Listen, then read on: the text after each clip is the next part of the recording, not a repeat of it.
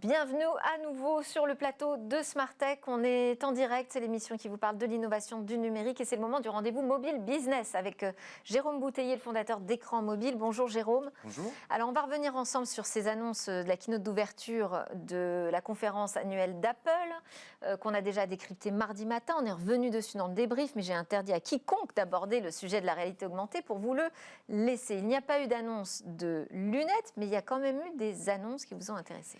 Oui Delphine, effectivement, c'était une grosse déception lundi pour beaucoup de journalistes qui espéraient que 15 ans après l'iPhone, 12 ans après l'iPad, 5-7 ans après la Watch et les AirPods, Apple allait profiter de cette conférence effectivement pour lancer une nouvelle catégorie de produits.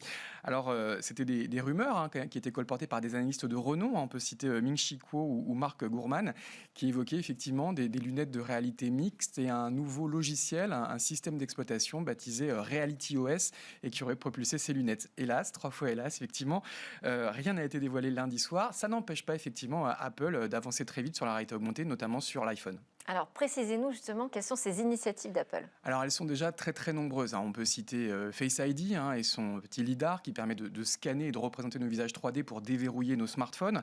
On a également des usages plus ludiques. Alors, on connaît les Animoji, les Memoji, également l'application Clips qui permet de transformer nos visages et de surprendre nos amis. Et puis, il y a aussi de la réalité augmentée dans l'application Apple Store. Pour acheter des produits Apple, on va pouvoir faire apparaître un objet Apple dans notre champ visuel, par exemple, un nouvel écran devant notre bureau, notre environnement de travail.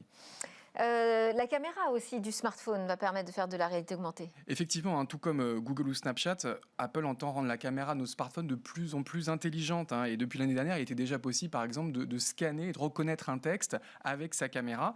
Et cette fonctionnalité baptisée Live Text sera désormais disponible également dans la caméra vidéo avec iOS 16. Et on pourra la coupler avec des systèmes de traduction ou de synthèse vocale. Et on peut imaginer demain l'usage très impressionnant. Très utile pour les lunettes. Apple a également dévoilé des fonctionnalités permettant de détourer à la volée des objets, de les copier-coller dans une autre application. On a vu la démonstration avec un petit animal. Donc voilà, plein de choses qui permettront de mémoriser ce souvenir et qui seront aussi demain très utiles sur des lunettes. Des démonstrations aussi sur la cartographie. Oui, la cartographie, c'est un sujet très important pour Apple. On sait qu'ils investissent dans l'automobile. Il y a aussi tout l'environnement CarPlay qui s'appuie sur ces cartes. Et Apple accélère. À nouveau, l'année dernière, il y avait eu la présentation des cartes 3D avec iOS 15. Elles ne seront disponibles en France qu'avec iOS 16 cette année, mais ce sont des cartes évidemment qui vont être très utiles pour se représenter dans l'espace et on peut imaginer en couplant ça avec Metal qui est aujourd'hui le moteur 3D utilisé par Apple dans les jeux vidéo, des rendus hyper réalistes et pourquoi pas un métaverse Apple basé sur ces cartes 3D avec des textures, avec des ombres, avec des reliefs, donc quelque chose d'hyper réaliste. Il faut d'ailleurs préciser que Apple aujourd'hui ne réserve pas ces technologies qu'à ses seules applications puisque cette WWDC c'était l'occasion pour Apple de présenter de très nombreuses API. On peut notamment citer ARKit en version 6 qui permet désormais de démocratiser la réalité augmentée au sein des applications de développeurs tiers. Alors, pour vous, finalement, on en est où ? On en est au tout premier stade du développement de la réalité augmentée ? Oui, on pourrait dire effectivement c'est un peu l'année zéro. Aujourd'hui, les technologies sont prêtes. On peut déjà les tester à grande échelle sur des smartphones et c'est déjà une réalité pour beaucoup d'entre nous. Et c'est clair que l'arrivée des lunettes qui sont attendues peut-être l'année prochaine. Ming-Chi Kuo hier disait encore qu'il y aurait probablement un special event en janvier. Alors à chaque fois, il repousse. Ouais. Mais on sent que c'est imminent, que le produit est dans les labos et d'ailleurs le conseil d'administration d'Apple a eu l'occasion de les tester, donc ça arrive. Et effectivement, le message qu'on pourrait retenir, c'est que la technologie est prête et il ne faut peut-être pas attendre l'arrivée des lunettes de réalité augmentée pour que ce soit une réalité technique et commerciale.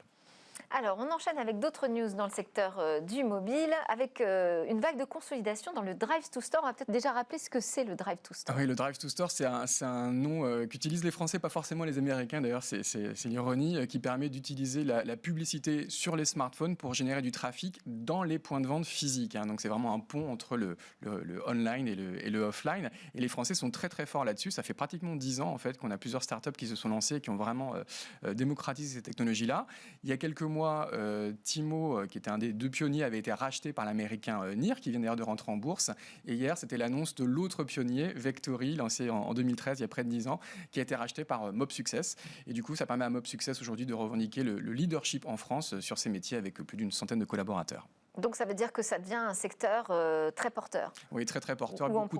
avoir des licornes peut-être demain? On l'espère, On effectivement. l'espère. Bon, on va enchaîner avec la Russie qui dévoile un App Store alternatif pour ses développeurs. Bah oui, suite à l'invasion de l'Ukraine, on le sait que la Russie a été fortement sanctionnée, et avec notamment des sanctions sur le terrain financier, ce qui a eu pour conséquence de couper beaucoup de développeurs des revenus de Google Play. Ils ne peuvent plus monétiser leurs applications, il n'y a plus d'abonnement.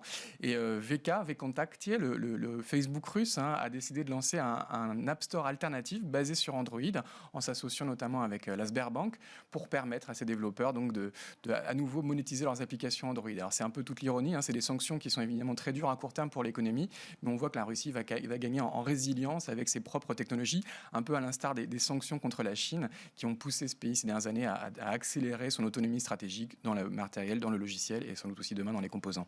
Oui, ça, effectivement, c'est une voie vers une sorte de souveraineté. On termine avec Nokia qui annonce l'arrivée de la 6G pour 2030. Et oui, là c'est officiel, c'est Pekka Lundmark, le PDG de Nokia, qui a profité d'une table ronde au Forum économique mondial de Davos pour annoncer le lancement de la 6G à l'horizon 2030, donc 10 ans après la 5G, 20 ans après la 4G, ou encore 30 ans après la 3G, c'est à peu près tous les 10 ans. Cette 6e génération de réseaux cellulaires devrait permettre des débits largement au-delà du gigabit par seconde, et sans doute aussi une nouvelle génération de terminaux. On peut espérer des lunettes connectées en 6G.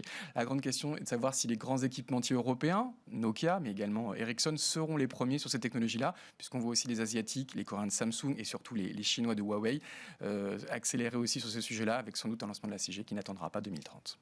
Merci beaucoup Jérôme Bouteiller, fondateur d'Écran Mobile. C'était Smart Tech avec votre débrief de l'actu très poussé sur la partie Apple et nouvelles applications. Merci à tous de nous avoir suivis. Demain, je vous donne rendez-vous pour la grande interview. Je reçois David Bessy pour son livre Mathematica, que l'on voit partout se développer sur les 4x3, en tout cas dans Paris.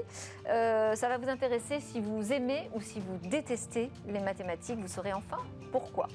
En attendant, je vous souhaite une excellente journée.